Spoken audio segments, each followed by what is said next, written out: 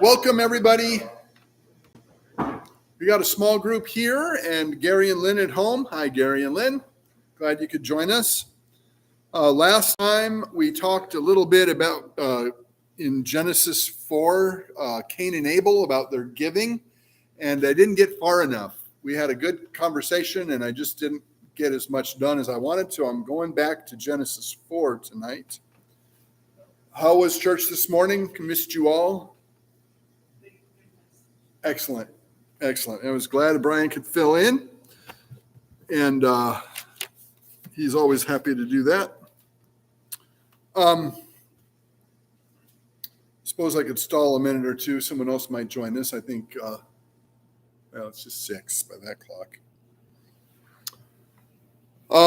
So by way of review, last time we talked about the early creation, and that man had the right to eat food right off the tree, and he didn't have to work for it. He was given abilities to work. He was given the task of beautifying the world, right? When God planted the garden, he said, "Be fruitful and multiply and fill the earth." That garden was a prototype, and the whole world could have been a garden paradise for families to live together and everyone friendly and depending on the Lord and living in society. That would have been a blessing.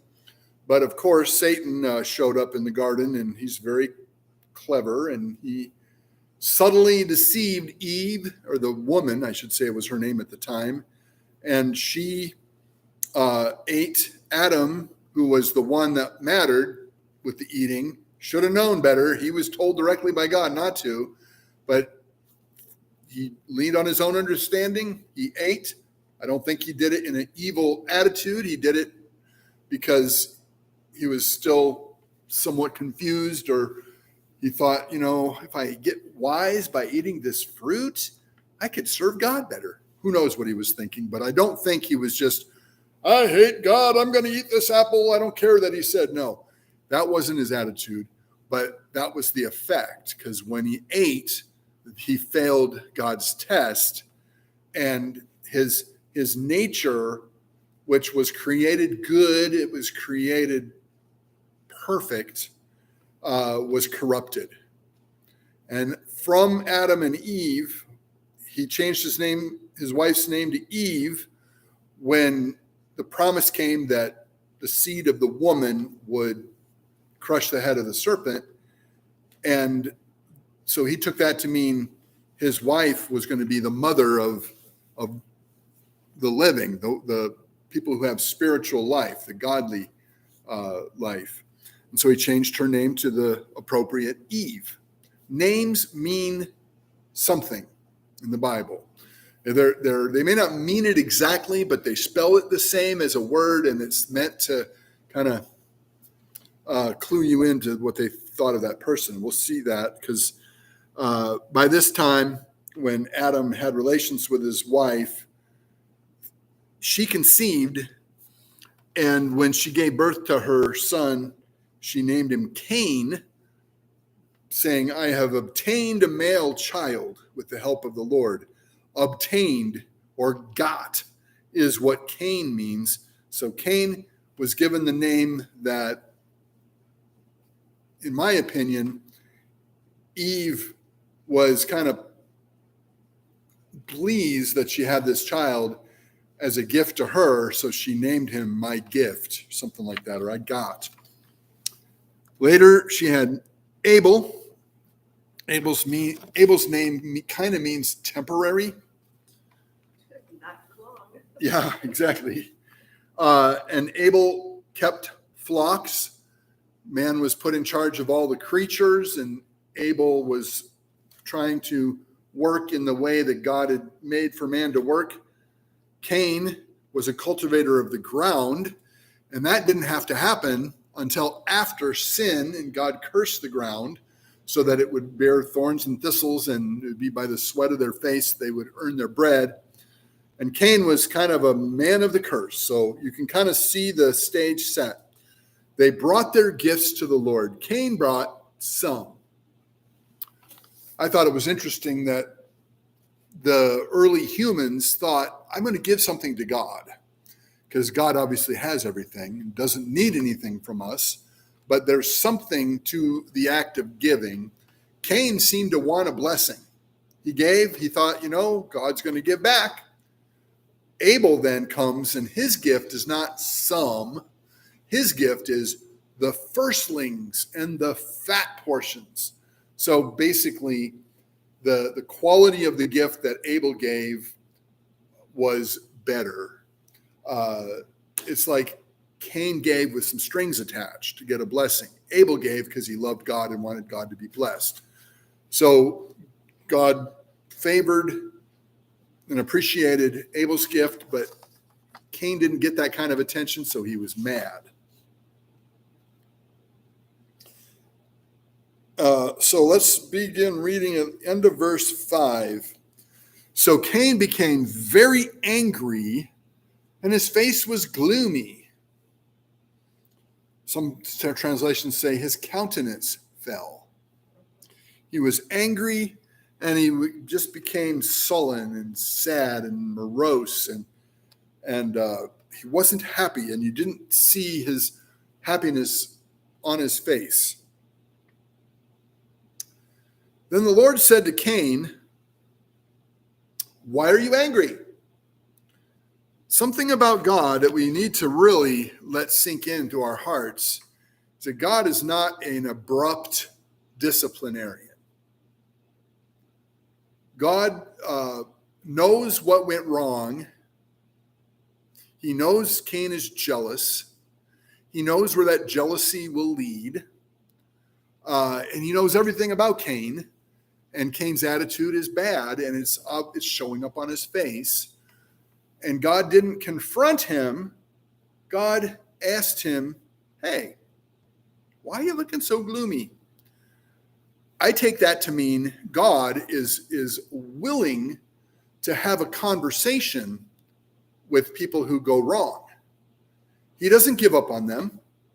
He wants that relationship, and he's willing to provide the information and the encouragement and the boost we need spiritually to cause us to be successful.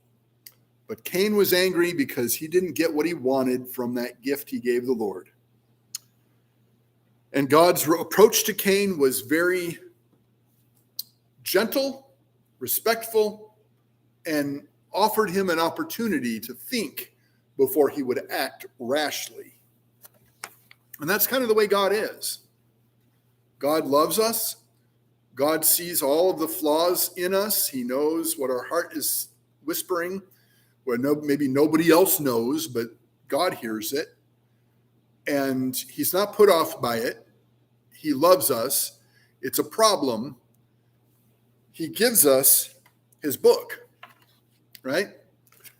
When America, this is kind of why I want to talk about Cain and Abel and a little bit after them. America has resisted truth. We were founded on some good, solid biblical truth. But in the later centuries or decades of our country, it's like people don't want God in the public square. They've just kind of resisted the truth. Well, look what happens when you tell God, back off. We just want to live our own way. God backs off. Have at it. And you get things like that school shooting. Yeah. It was verse 7. I don't think we made it to 7 yet, did I? Yeah, I didn't get that far yet. So hold your thought. Okay. Why are you angry? And why is your face gloomy? Here's the important one, verse 7. If you do well, if you behave appropriately, will your face not be cheerful? And if you do not do well, sin is lurking at the door, and its desire is for you, but you must master it. That's a little different than Read yours. that says, unto thee shall be his desire, and thou shalt rule over which is different than what you said. The idea is similar. You need to take control of yourself because sin is lurking in your life and it wants to come out.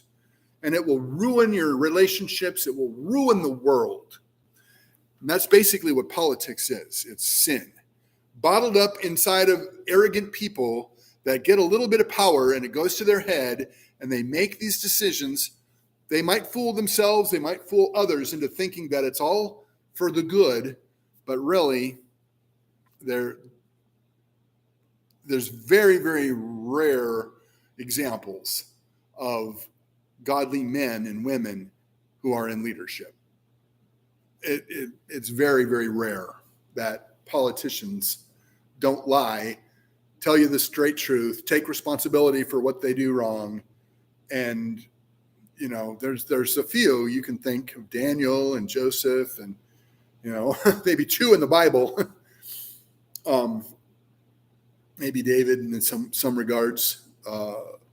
It's just so rare.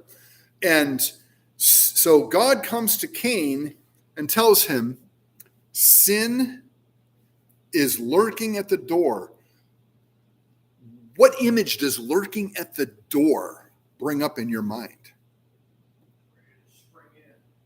Okay, like a pounce, a prowl, you know, like a stalking animal maybe?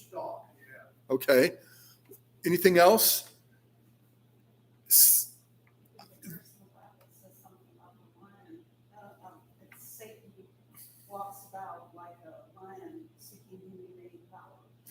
True. There is a personal spirit that is exacerbating the sin problem. And he will try and trip you up. Talking about Satan, of course, like a roaring lion seeking someone to devour. But the problem is that sin is lurking at the door. What's the door? The door of what? The door of your heart, the door of your mind, the door of you. And it's stalking. It wants to pounce. It's a vicious animal. You don't necessarily think it's so bad, but watch out. And God gave this loving warning to Cain. 4. Genesis 4. Yeah, we talked about Genesis 4 last time, but I didn't get far enough, so I wanted to go back and finish up what my thoughts were. So Cain, because he didn't get what he wanted out of that giving situation, he donated some grain or whatever fruit he had produced, and he wasn't happy. God came and asked them a question, reminded him that his emotions are tied to his behavior. If you behave appropriately, won't you be cheerful? Why are you so gloomy?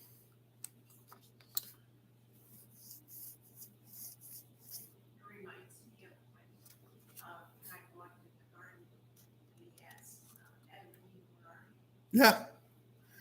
And yep, and those are questions when God knew that they completely rebelled against him, and he wanted to come and still attend to them and care for them and send a savior for them. But now it's going to be different because man failed the test. We're going to have to do this the hard way. And he comes, rather than, now he judged the serpent. He never gave the serpent a chance. He just said, because you did this, I'm going to remove your legs, you're going to slither, and you're going to eat dust all your days. Right? So with people, God has a very big heart, favorable to people. There are some really, really, really messed up people in this world. Raise your hand if you're one of them. I mean, we just are. We're so corrupted and broken.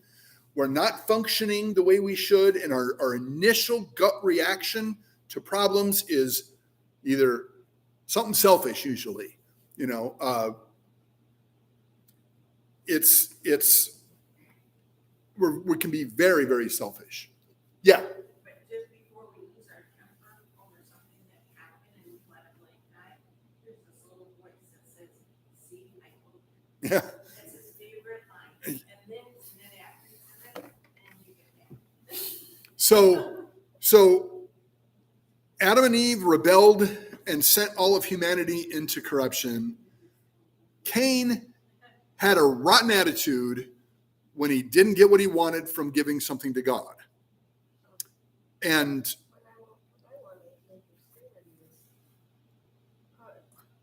is, didn't they know what had happened with Adam and Eve?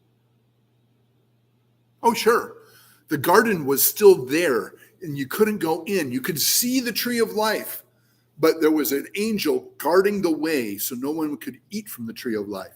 And that was a sad reminder of what could have been, right? They had paradise, they lost paradise, and now they have that reminder they can't get in to see it. And so they're trying to live in their own devices, following their own thoughts and the terms, their relationship with God. We're going to see in a minute that man still wants a relationship with God, even in our brokenness, but it's on our terms. It's not on God's terms. We're not letting God be God.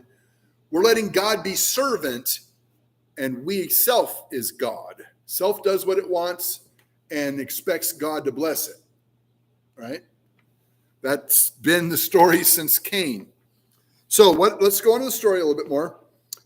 If you do well, verse 7, will your face not be cheerful? And if you do not do well, be careful. Sin is lurking at the door. Its desire is for you. That means, in my opinion, that means sin is an active force that wants to corrupt you. Its desire is to take over you. And you must master it.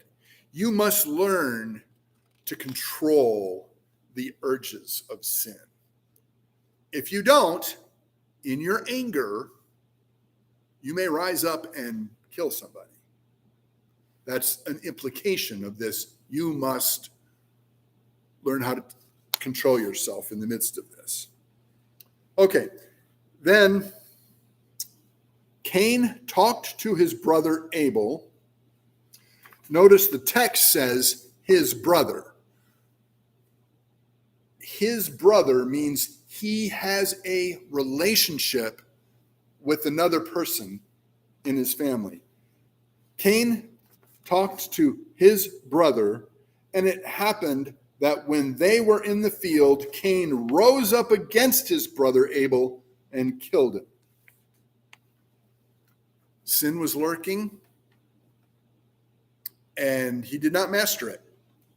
And it got him. Its desire is for Cain. So Cain succumbed to the corruption that we all have. Any one of us, were it not for the graces that God provides and the means of the grace that he provides, any one of us could be this terrible, right? And none of us have any grounds or basis upon which to judge. I can't say, Cain, you're a jerk. You really did this. It was horrible. I would have done much better. I can't say that. That would be completely ignoring the problem of sin that's in me. It's a very subtle problem, sin is. And it's lurking. It's actively seeking its way to corrupt us. And it's like this morning's lesson, but the kids weren't here. The lesson was going to be Esau and Jacob, and right away, and Isaac probably enough to know that. And right away, Esau said, "I'm so mad at him, I want to kill him." And that's when Rebecca said, "You better go stay with your uncle Laban." You know, so Yeah. there's another case where Isaac probably Sure. hear that. And there's not a human being in the history of the world that was uncorrupted by sin except Jesus. He was born without a sin nature. He was born through a virgin's womb. Okay, then the Lord said to Cain, now just imagine, Cain has murdered his brother in cold blood for selfish reasons, completely unjust, attacked God's image. You can't get worse than murder unless you multiply many, many murders on top of it, but it's all murder, right? Murder is the pinnacle of awful behavior. So, well, let's move on. The Lord said to Cain, where is Abel, your brother? God obviously knew where Abel was. And Cain knew. God's approach to Cain, again, is very gentle. Let's talk about this, Cain. Maybe there's a learning opportunity for you. This is not behavior that can be sustained.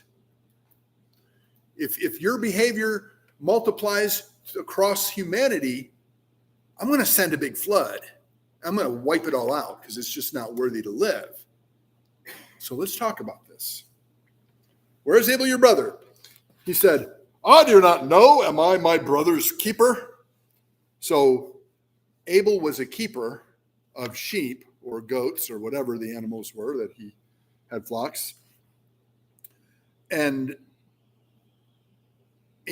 Cain's response to God is the most bratty answer you can give. I am not my brother's keeper. Then he said, what have you done? See, he gave him a chance to say, I really blew it.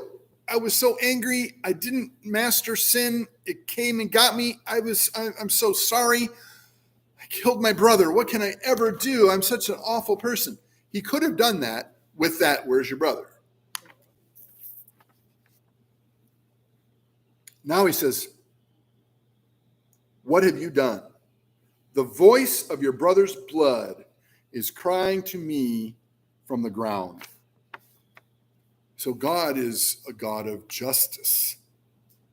God is a God who keeps record of the unjust deeds that we do. He loves us. He wants the relationship. But he is not going to let this sin go unaddressed. Now you are cursed from the ground, which has opened its mouth to receive your brother's blood from your hand. When you cultivate the ground, here's a consequence for you. It will no longer yield its strength to you.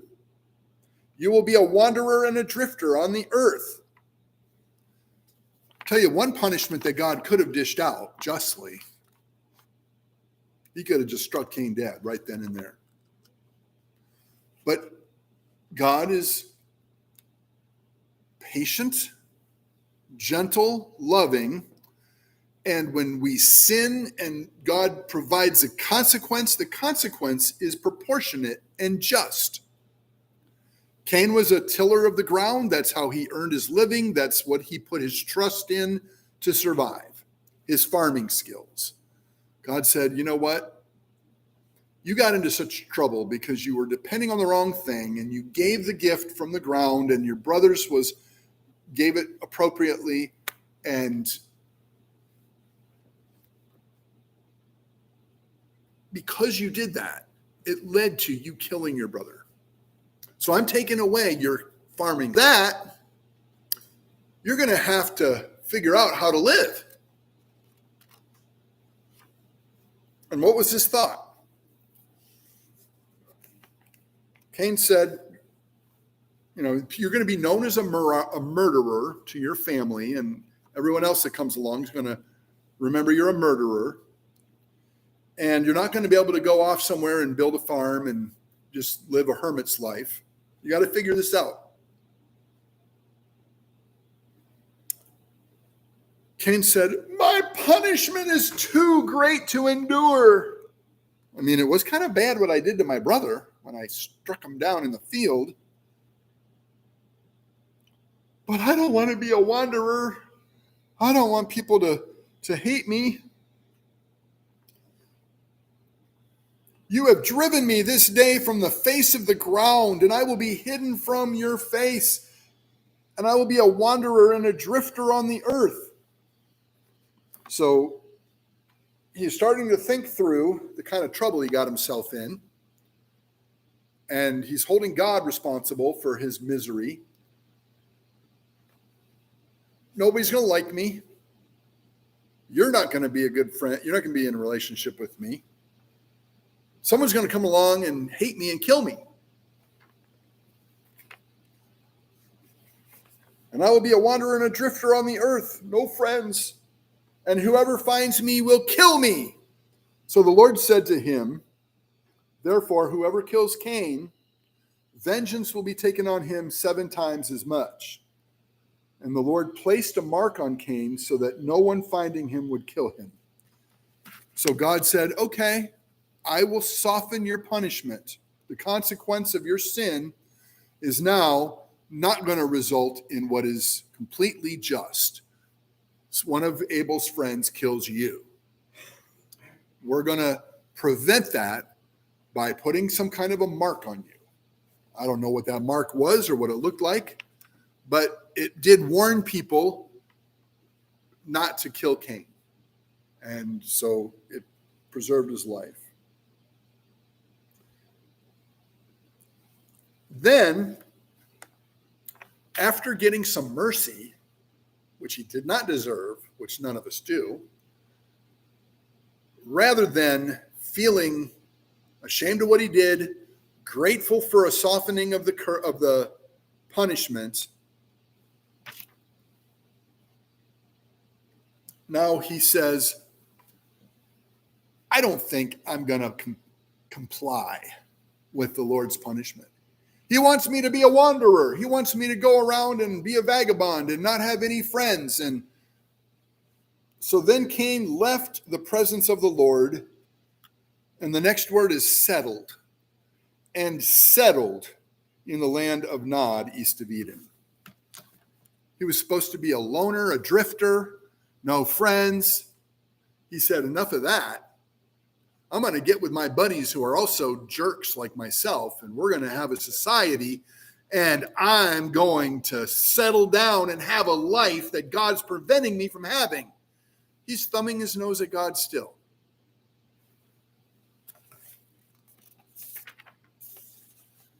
Cain had relations with his wife, and she conceived and gave birth to Enoch, and Cain built a city. Cities have people, so Cain's not wandering. He's building a city, making a name for himself. He named the city Enoch after the name of his son. That's kind of interesting. God said, be fruitful and multiply. Take this example of a garden and just make the whole lush world a beautiful place like this garden. Plenty of food for everyone. You don't have to work for it. You just pick it off the trees and eat it. Your work will be making the world a better place and living together in harmony. That's your job. And Cain now is saying, I'm not going to do that. I'm not going to pick up the rest of the pieces of my life and try and make something good. I'm going to double down on my political frame of mind. I'm going to build a city, and I'm going to be so proud of that city. I'm going to name it after my son, and I'm going to make a name for myself, and I'm going to have a great genealogy extending down forever. You think maybe the seed of the woman is going to crush the head of the seed of the serpent? Well, I tell you what, the descendants of Cain are going to make a difference in this world. So that's very political. Everybody that has a political idea in their head thinks they know how to make the world better, or at least better for themselves.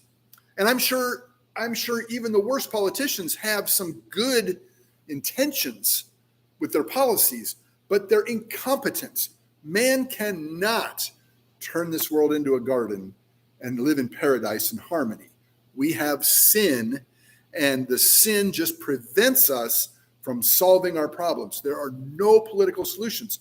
Cain had a solution. I'm not going to be a wanderer. Forget that. I'm going to build a, yeah. But you're putting words in the Bible. I mean, we have to take it back to the original language to see if Cain did that out of spite. I'm reading between the lines, and he was supposed to be a wanderer. And he said, no, I'm going to settle. Those are words right out of the text. Right? So he built. Now let's look at the genealogy he meant to spawn. Going to be I'm going to depend on humanity. I'm going to be a humanist. I'm going to be a political leader. I'm going to have a constituency of people. They're going to appreciate me. Now to Enoch, his son of Cain, was born Irad. And Irad fathered Mehujael. That's an important name. Why is that name important? Mehujael. What is the word El in Hebrew? God. So these people that are humanists, selfish, doing things their own way, taking advantage and trying to solve their problems in whatever political frame of mind they've got, they have some religious feelings. They name their children after God. Mehujael. Let's see, who else? Mehujael fathered Methushael. We got this religious thing going where our kids' names are El. Oh yeah, we're so godly, we're wonderful. And Methushael fathered Lamech. Lamech took 2 wives for himself. Now, okay, there's a problem. So Cain was the first murderer. No, that's an Enoch out of Seth's line. Okay? This is Enoch out of Cain's line. They're cousins, but no, it's not the same Enoch. So Cain has this ungodly line. He's the mover and the shaker of that culture. His son, or his great-great-grandson, Lamech, he became the first person to break the pattern of marriage. He took 2 wives. The name of the one was Ada, and the name of the other Zillah. There's no commentary here that the 2 wives are against some kind of a command of God, but it's a breaking of the pattern. The pattern of creation is one man leaves parents and joins with one woman to create a new family. The 2 shall be one flesh. What God has put together, let not man separate. Until death us do part. So that's the pattern God made, and Lamech isn't following that pattern. I don't think very many people are following that pattern, honestly, today. I mean, divorce is not in the pattern. It doesn't say leave your wife and kids and be joined to a new wife.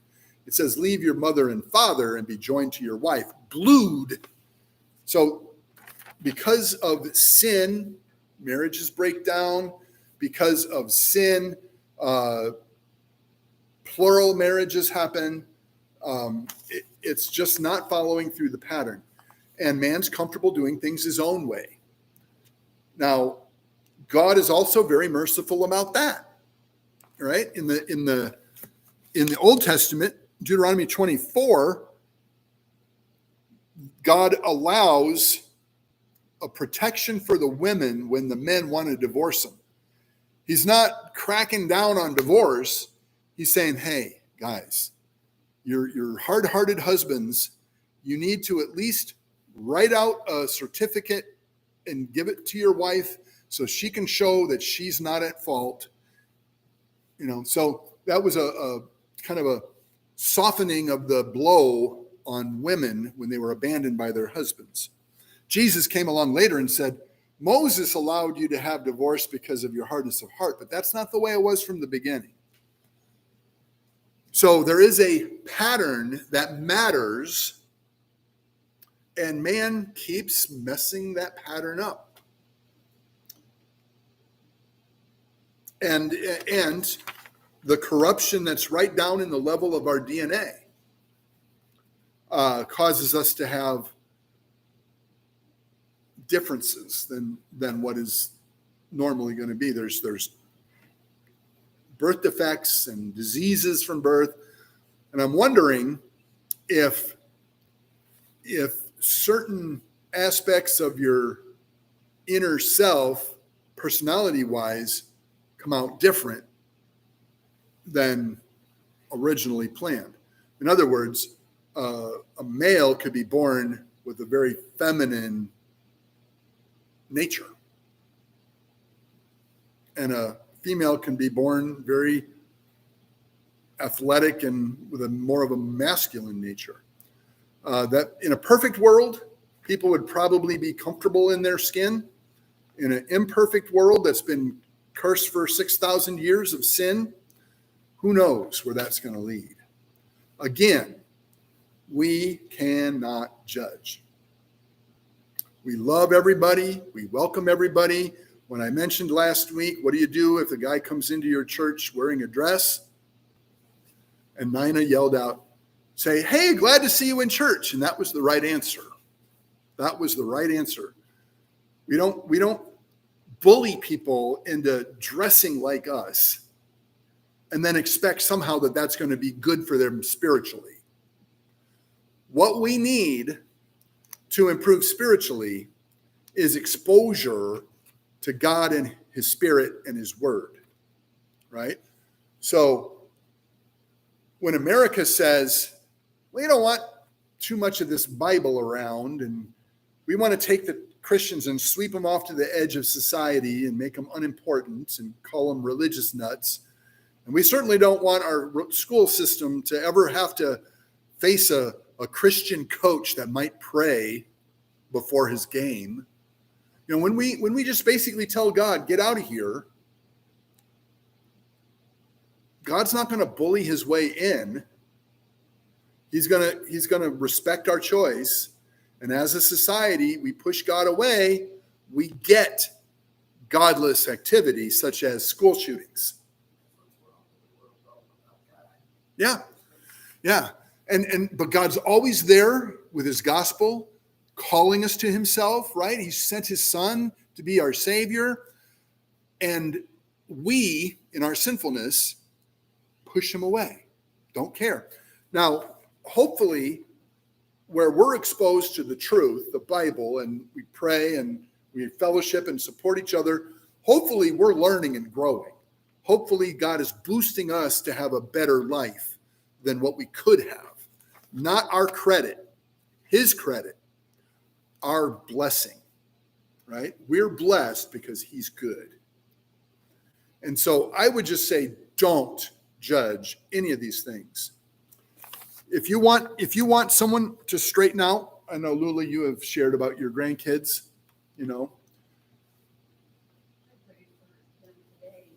You pray for them? Yep. And I know that you write them notes and encouraging Bible verses and you love them. The only thing that's really going to help them is exposure to God's Spirit and God's Word. Word and Spirit are his means of giving us grace. So we can actually follow, be led by, live after, the Spirit. And that's the guide for our life. And the more we depend on ourselves, like Cain was doing, the more we fail. Political realms, same thing. They depend on humanity to solve humanity's problems when humanity's problems were imposed by God. They need to know God to overcome their problems, right? God cursed the ground and said, you get out of this garden. I'm putting a guard so you can't eat the tree of life. You're going to, by the sweat of your face, eat your bread because you chose to do it your way. So this is where your way leads. It's going to happen, right? Now, I want you to see some of the people in Cain's genealogy. We saw that Lamech had 2 wives. Ada gave birth to Jabal. He was the father of those who live in tents and have livestock. So that lifestyle of the Middle East with nomadic tribes going where the seasons took them for their animals to survive. His brother's name was Jubal. He was the father of all who play the lyre and flute. So these are musical instruments. Cultural activities, music, and lifestyle are in the hands of Cain's side of the family. As for Zillah, the other wife, she also gave birth to Tubal-Cain, the forger of all implements of bronze and iron, and the sister of Tubal-Cain was Naamah. So right away, in a few generations, Cain's people are giving shape to the world. The entertainment, harps and lyre, technology, metallurgy, weapons, tools, whatever they're making, and the lifestyle of being caring for flocks and producing livestock. This is what humanity developed through Cain's side of the family. Now Lamech said to his 2 wives, Ada and Zillah, listen to my voice, you wives of Lamech. Pay attention to my words, for I have killed a man for wounding me and a boy for striking me. If Cain is avenged 7 times, then Lamech 77 times. So you can kind of see the pride, the vanity, the vainglory of people puffing out their chest and trying to be something important. And where's it taking them? They're just being bigger bullies. Oh yeah, I can outbully Cain. Now the next guy comes along and says, oh yeah, well I can outbully you. Where is humanity headed at this point? Towards a great flood. God said, I'm going to show the world how horrible sin is by wiping out everyone, except the one that pleases me is Noah. Now, I want you to see the end of this chapter. It's quite interesting. And it sets up the next chapter, which is very interesting. Okay? Adam had relations with his wife again, and she gave birth to a son and named him Seth. Seth means replacement or appointed in place of, appointed. For she said, God has appointed me another child in place of Abel because Cain killed him. To Seth also was born a son was born, and he named him Enosh. Then people began to call upon the name of the Lord. So you have 2 lines of humanity. Cain's line, they're the dominant cultural line, and Seth's line. And Seth had Enosh, and in their generation, there was a community of people who lived in this big world that was very violent, and they called upon the name of the Lord. They started living distinct lifestyles. They tried to have truer worship. They knew God, and those that knew God joined that side of humanity. Somebody have a pen and paper?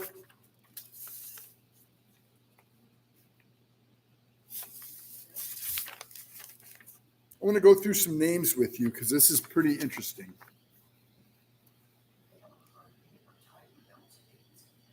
What's that?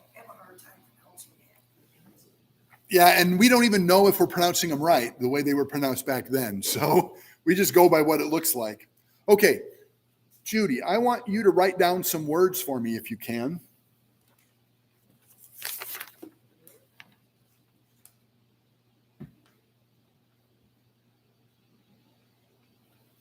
Oh, I'm going to need a larger, I'm going to have you guys read because I've got a bad eye. Okay. Or you can use that. Okay, we're going to go through and read the line descending from Seth. I want you to see their names. And Judy's going to write down what each name means. Okay?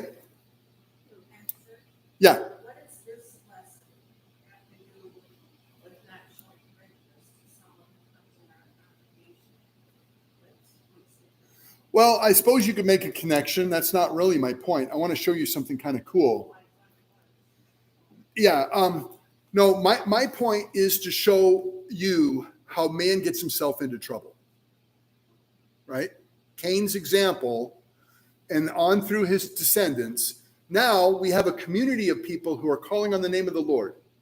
So, Kevin, I'm going to appoint you to be the reader of chapter 5. You got to pronounce those names. I'm not going to make Sheila do it. I would do it, but I'm not. I have to have gigantic print with my eye the way it is.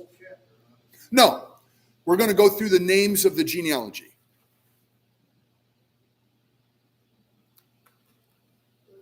Start. I'll tell you, Judy. Just okay. Go ahead, Kevin. I'll tell you when to stop. First name.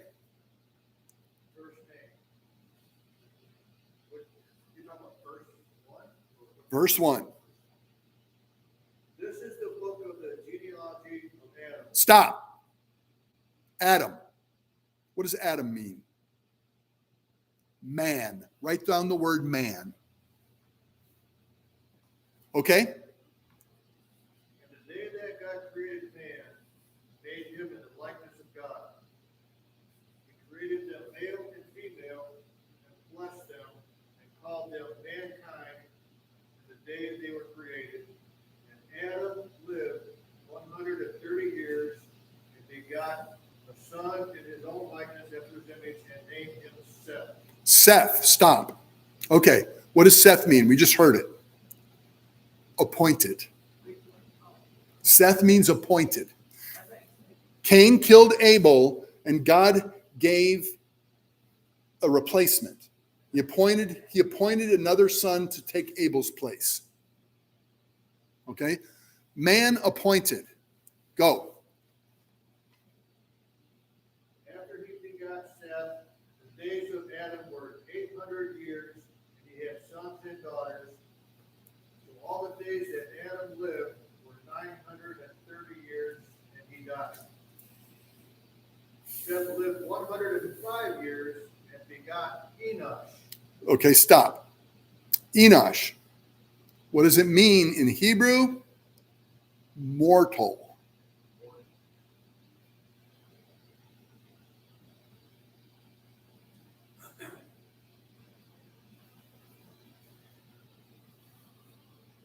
I'm doing this from memory, so bear with me, but we'll get there. Keep going. I got a note here that says name Enosh means dedication.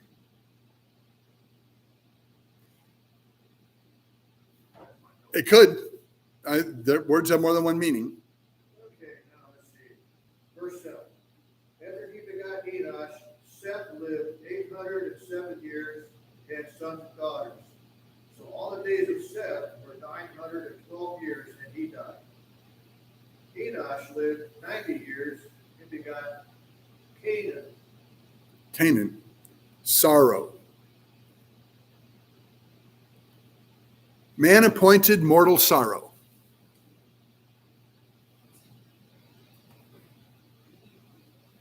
Keep going.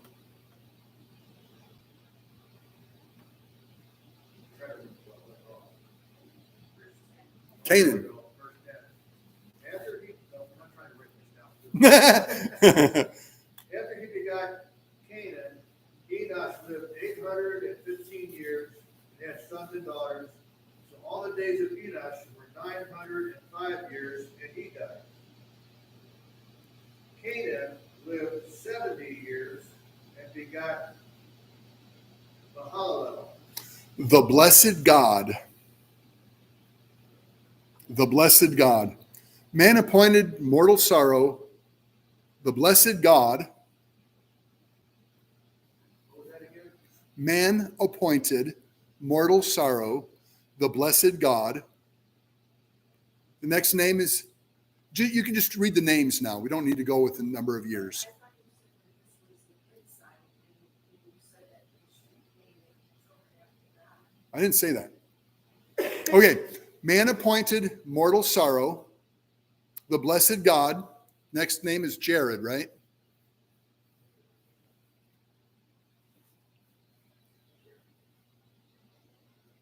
Okay, I gotta read through.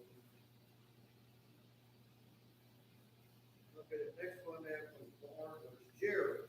Shall come down.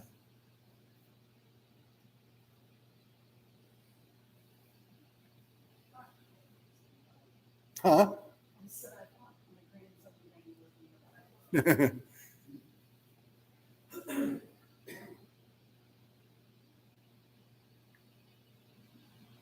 Okay, the next one from Jared is Enoch. Teaching.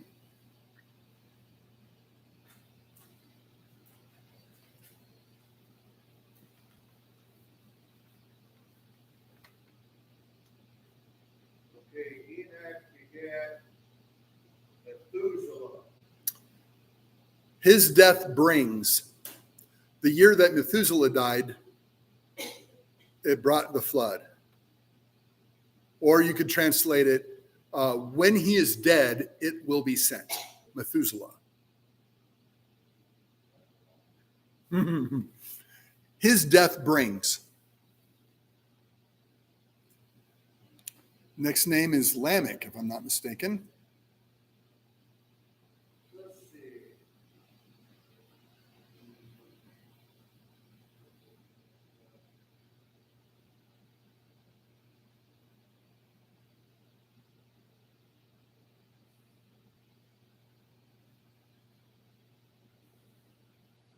Yeah, Lamech.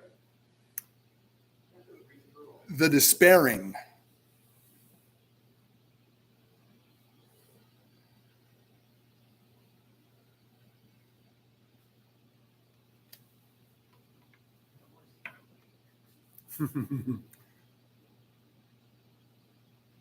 And read the whole section about Noah, the next name.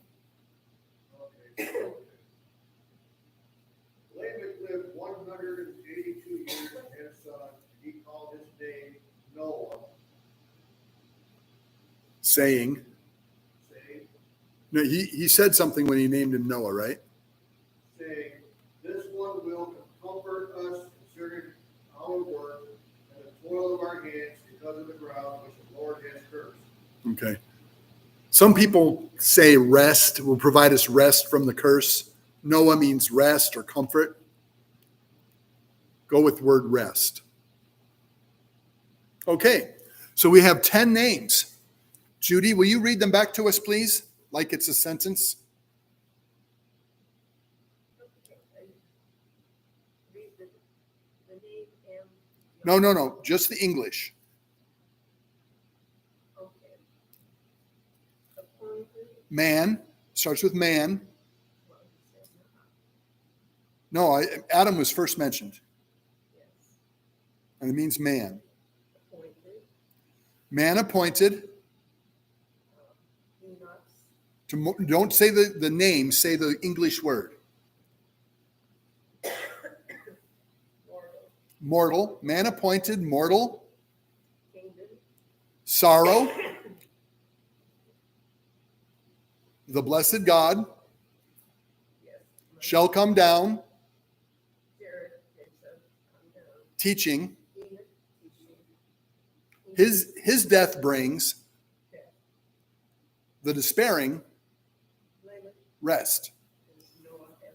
Okay, let me recite it. The first 10 names in Seth's godly line. Man is appointed to mortal sorrow. The blessed God shall come down teaching. His death brings the despairing rest.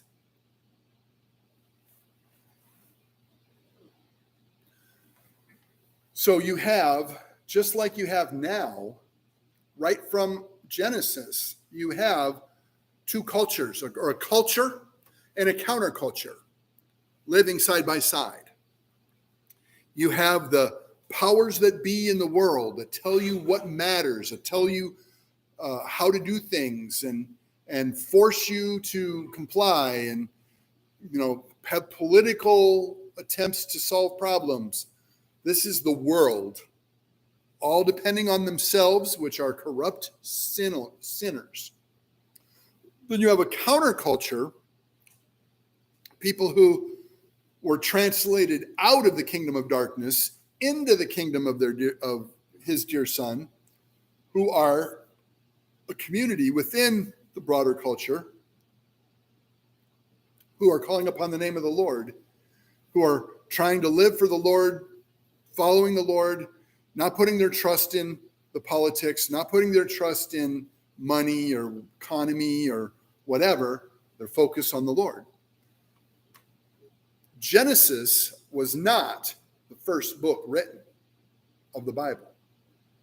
Do you know what Moses wrote first? Where does the Bible start if Moses was the writer of the first 5 books? It starts with Moses.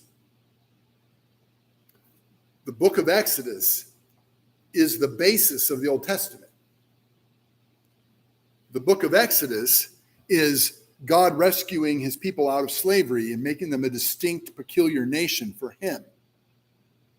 Did it miraculously, overcoming the gods of the culture. Now, Israel was established a nation, and they wanted to know, they needed to know about their ancient history. So Moses wrote Genesis to fill in that gap. So Genesis teaches probably close to, what do you say, Roger, 2,000 years? Up to the time of Moses, or maybe more, 2,500 years. Genesis covers a long period of time up to Moses, and then the focus goes on God's people, Moses, the law, becoming the nation, preparing for Messiah. And then the rest of the history of the Old Testament stems from that. And so when you read Genesis, it's a story of beginnings. Genesis kind of means beginnings. So, yeah, it's very important. What I'm saying is Genesis is a book that fills in maybe 2,500 years of time, so that people of God know they're created. They know the struggle. They know that God once did wipe out mankind in a flood, with the exception of Noah. They know things they need to know to get a sense of who God is. But the idea of God being the Redeemer redeems Israel out of Egypt and slavery and makes them his nation. One of the keys to understanding the Bible, Old and New Testament, is the nation of Israel. Israel was God's nation from the time of Moses on. Israel violated their covenant with God twice, exiled twice. Israel gathered back together in the latter day, as it was predicted on the very day it was meant to happen. And now the church is the age where Israel is kind of on the sideline. The church in this age is the community of Abraham. We're the ones that are responsible for educating the world about the truth. The world's not listening to the truth. It's going its own way to destruction. We have the truth. And when we're gone, God will reestablish Israel as his nation. He'll bring his kingdom to earth, planted in his nation. From Jerusalem, Jesus will rule the world, King of kings and Lord of lords. He'll bring God's will to bear on earth as it was in heaven. He'll be the righteous king. He'll be the one that leads a kingdom of peace and love, the way it was supposed to be from the beginning.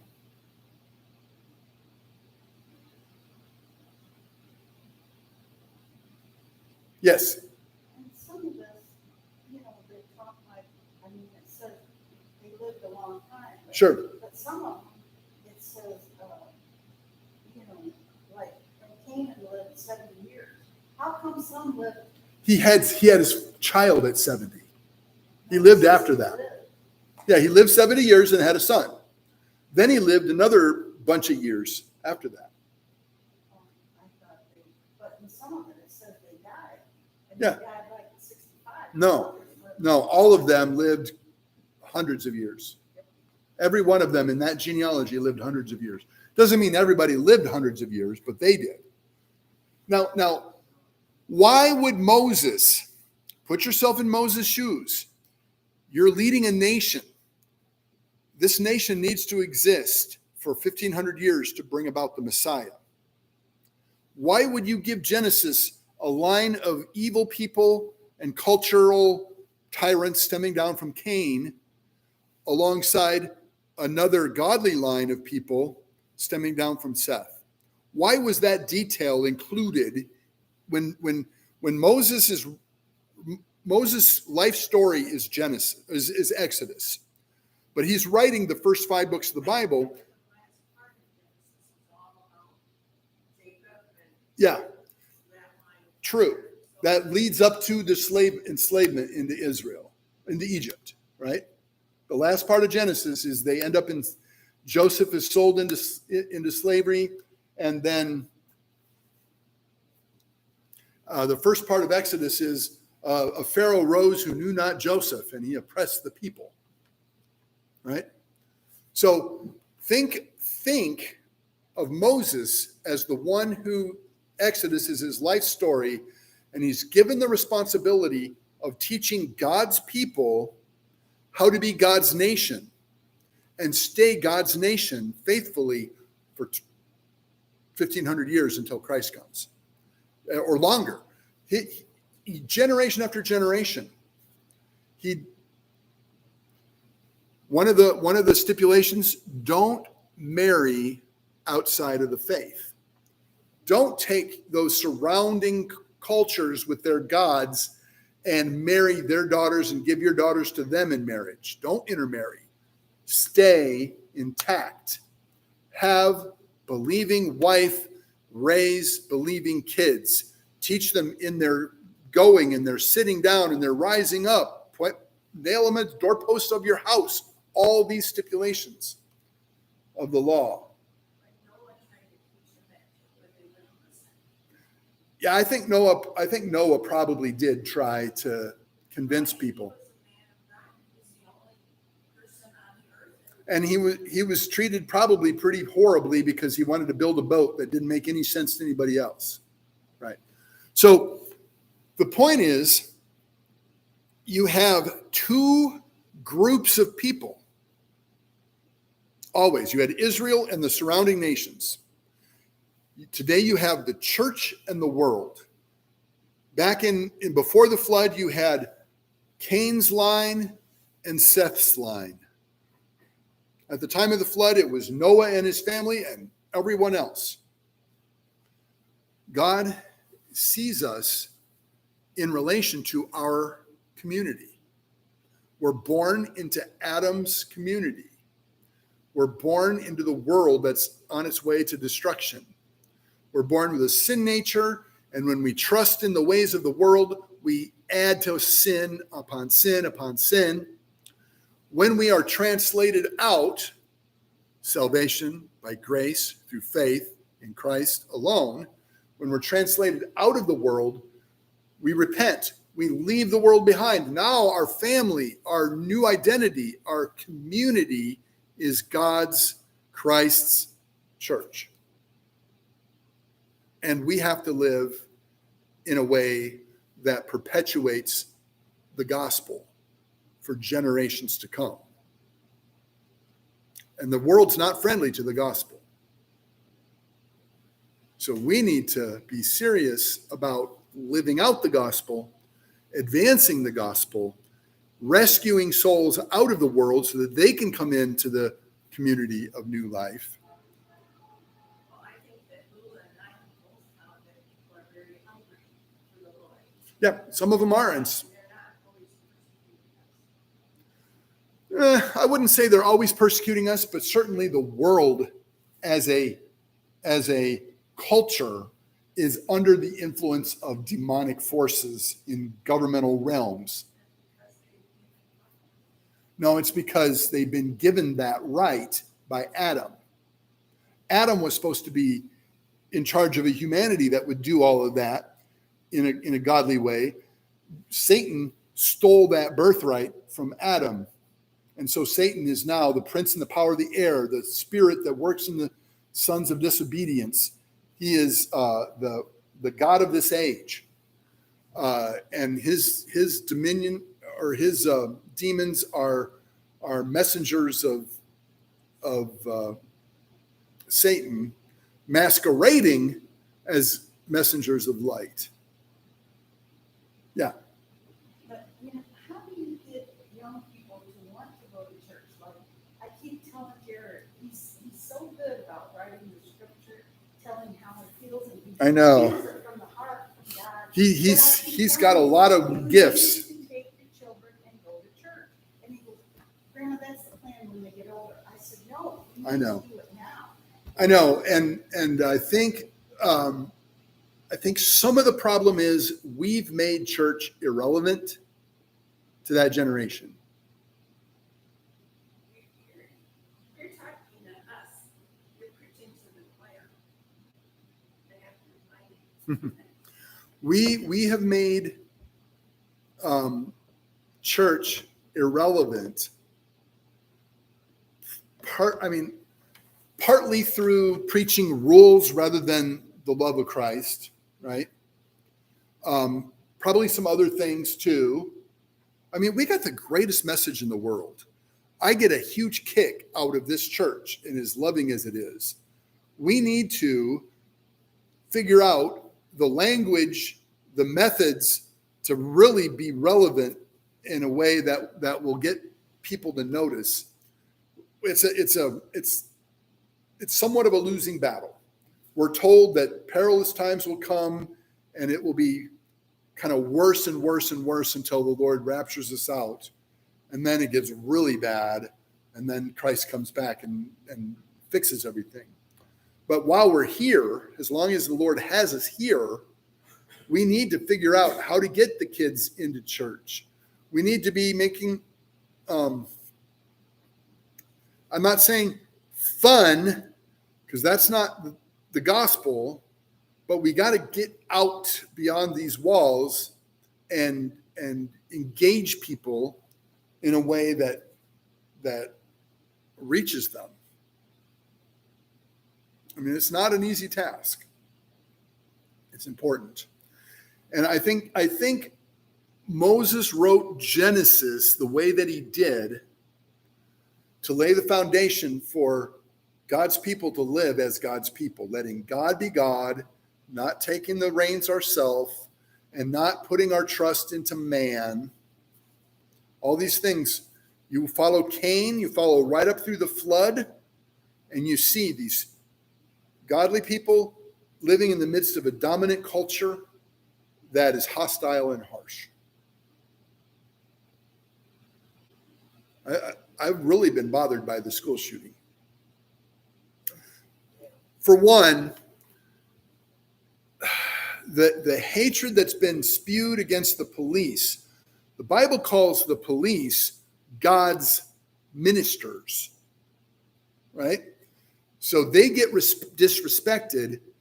Let's defund the police and not let them have the armor they need to keep us safe. Well, when you do that, you end up making problems like what we saw in Texas. Then, hating on the police, they're second guessing themselves. Am I going to get in trouble if I do my job? If I do it the way I'm trained and I try to save lives, someone's going to sue me and I'm going to lose my job. Yeah. Well, what I've been hearing on television, it's not, they weren't talking against the police. They're talking about people getting AKR-47s and not having background checks.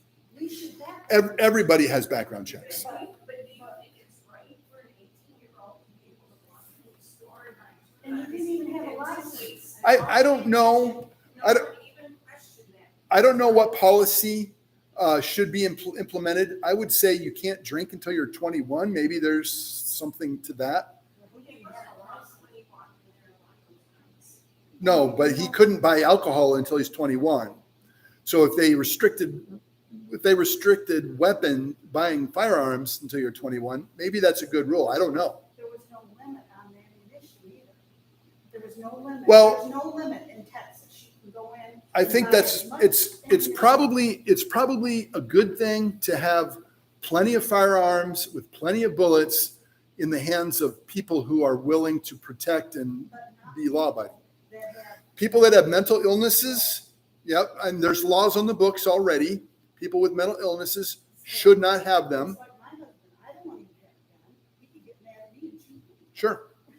So there can be good common sense rules, but how much? I mean, this is completely off topic, and it's kind of in the realm of how does man solve man's problems? What we need to do really is give God freedom in our country to speak to our hearts, to listen to him, to be exposed to his word and his spirit. When someone is troubled and they're saying angry things, let's give them some support and help them find a path to the Lord and turn his life around. That's how you fix this kind of problem. The problem is caused by pushing God out.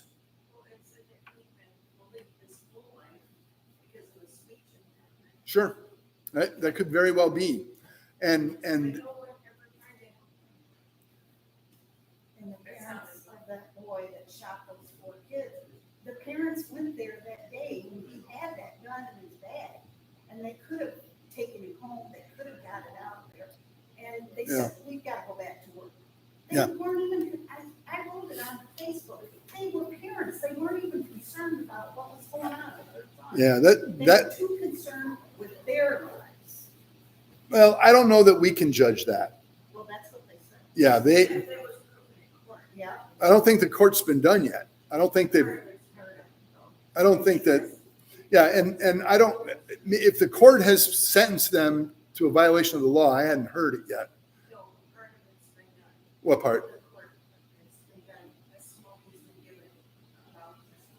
Okay, well, testimony is not evidence until the jury says it's evidence. Yeah, so I don't think we're in a position to judge how that went down. And what? Well, but saying what those parents had in their mind is judging. We don't know what those parents had in their mind unless they said, "This is what I had in my mind." Which, well, isn't that true?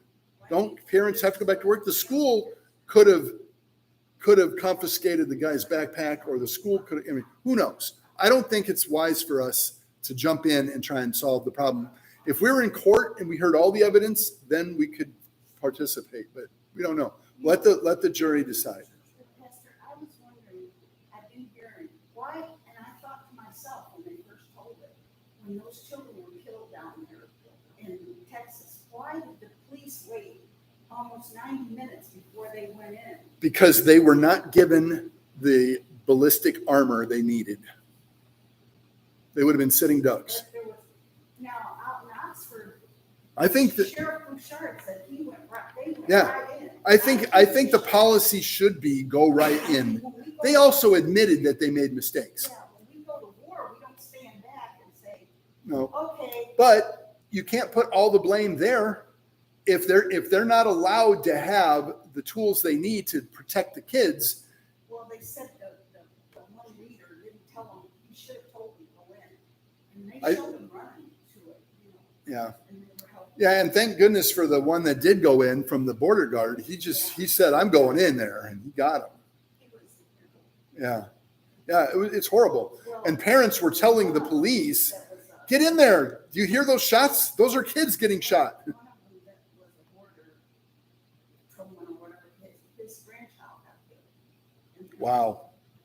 Yeah, I don't think you can say that the police didn't care. I think that there was probably a bad order given. That'll be investigated. And then a lack of equipment that deflects bullets so that, if you have a ballistic shield and you go in and you get shot, it'll bounce off the shield. They thought he had body armor on, he didn't. He just had stuff. I'm talking about the police. The police do not have an obligation to be killed. The police have an obligation to do their job as trained and equipped, right? And all this defund the police movement has wailed about militarizing the police. But if the police have the gear they need, they could go in there quicker. I just think there's plenty of blame. There's plenty of blame to go around, and try to be try to put yourself in the mindset of the person on the scene who now everybody's saying that was the wrong decision, and they're probably agreeing. But when you don't have the armor you need and you have an order to do it a different way, I mean, I think an hour is too long, obviously. Let the experts figure out what to do. But I'll tell you what not to do. Don't take the guns away from the law-abiding, sane people who could stop someone like that. There's always going to be guns. And do we want them only in the hands of the criminals? But you know what I think, Pastor Knapp? I think there's too many guns in America. There's too many. There's too many. Look at Sandy Hook, 26 children were killed there. What's that got to do with the number of guns? That's the guns in the wrong hands. That's what I mean. So It's not too many guns. It's people. It's not following through. It's not following through and enforcing laws as they go, and then putting the brakes on the police so that they can't do their job. People kill people. You can do it on the hammer or left or whatever, but I agree that the people, I got a gun years ago because my girlfriend's boyfriend scared me, and I never shot it. But I was scared that, don't take it from the innocent people who need protection. They take it from us, those criminals are gonna get out on the street. And we won't be Exactly right. defenseless. And if the law-abiding people by law have to give up their guns, do you think that the authorities can protect everyone? They won't arrive quick enough, will they? And they're going to be making mistakes too.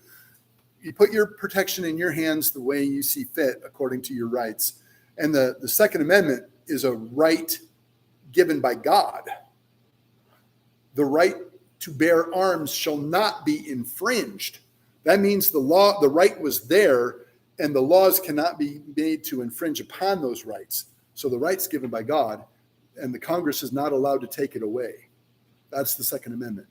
The Second Amendment does not give the right to bear arms. That's a right given by God. The Second Amendment restricts government from taking that right away Where did we get the right? Their arms from God. from God. Yeah, but where? Well, you have a need to eat. Where? You have a need to eat. Someone has to kill an animal so that you can eat. Okay, so that animal, But they don't shoot them. they do too. Hunters do it all the time. We got hunters, right? But we have a whole economy now, but back in the day, in early America, they were out shooting their food. You have a right to do that. Plus, you have a right to defend against an imperial government, or you have a right some of these countries where they've done background checks and everything, it's stopped. A lot of this, yeah. Actually, the statistics show mass shootings in other countries in greater proportion to the population than ours. It's not what you read, but it's also, I mean, if you read that,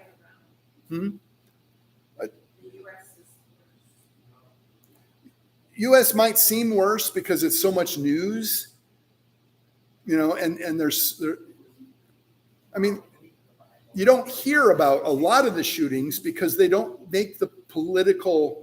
check all the political boxes.